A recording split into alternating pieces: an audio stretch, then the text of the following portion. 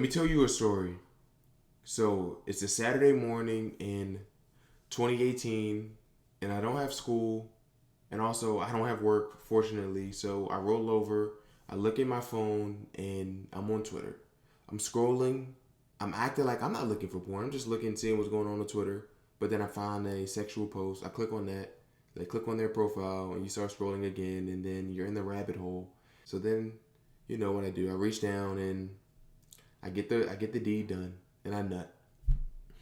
And then right after I nut, I swipe over, open up YouTube, laying down, mouth breathing,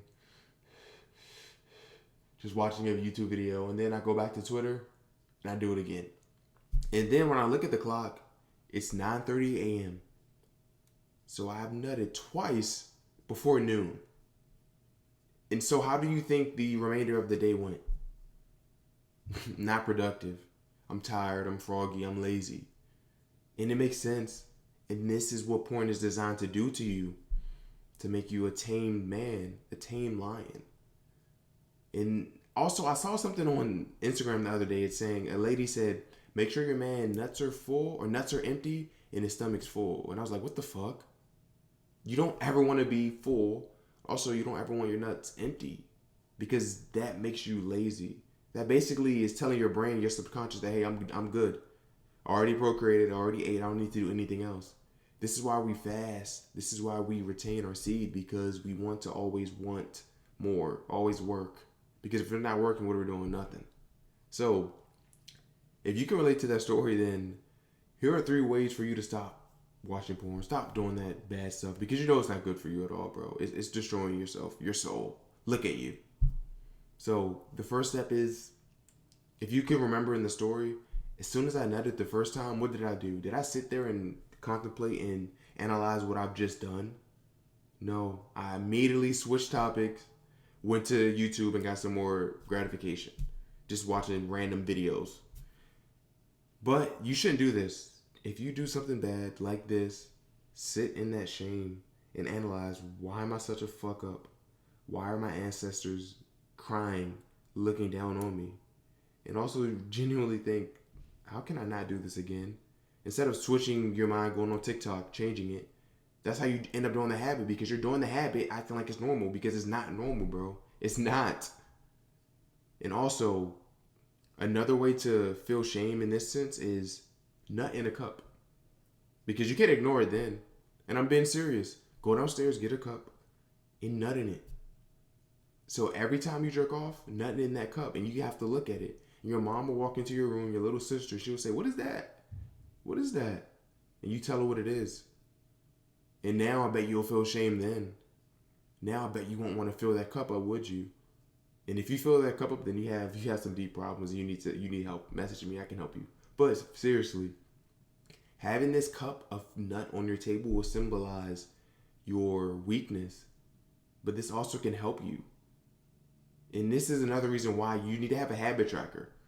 If you have a habit tracker and you add this to your habit tracker and you mark every time you nut every day, then you can see how fucked you are, 1. And 2, you can analyze your improvement. Because the goal isn't to nut every single day, all the time. So even if you nut 30 times this month, next month you check off 20 times, you may think, damn, I still nutted 20 times, I'm fucked. You are fucked, but not too much, because if you zoom out, 10 times less than last month is a significant improvement, bro. So you have to remember, 20 times is much better than 30. And then next month, if you do 10, then the next month 5, etc. You have to zoom out, bro. The second step here is analyze the last time you nutted. Think about it right now. Don't think too much about it, bro, but just think about it. And then think about the time before that and before that. And then you may start to recognize a pattern. You're like, okay, I was on TikTok and I saw this thick Latina. I clicked on her profile, then clicked on her Twitter. Or I was on Twitter and I saw this and I clicked this. Whatever that routine is, stop it.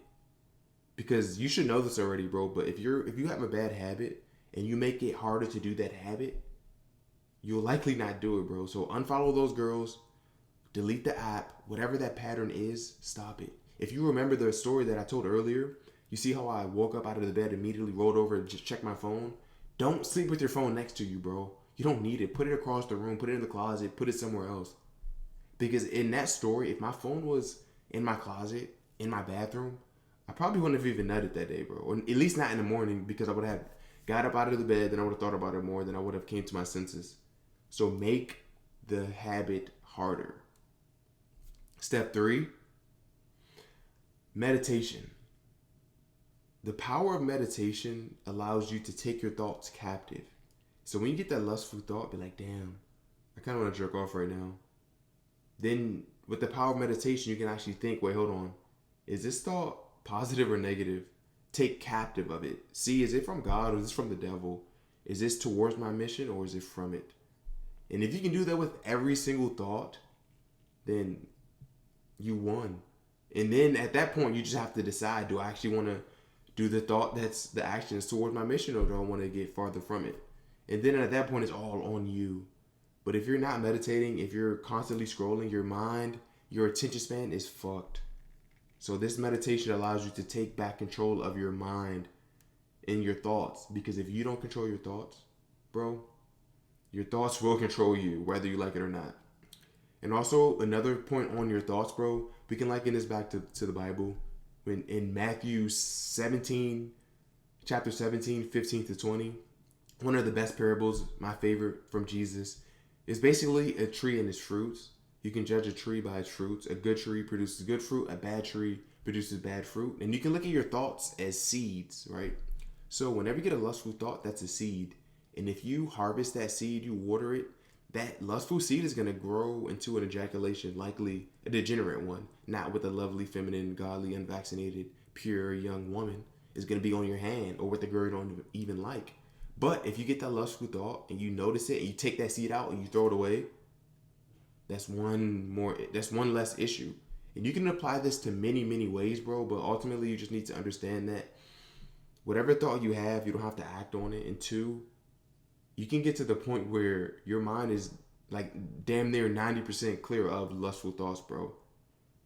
But that will take time. But until then, just focus on meditating, focus on controlling your thoughts, bro. Because if not, look at yourself and you will be there the next month.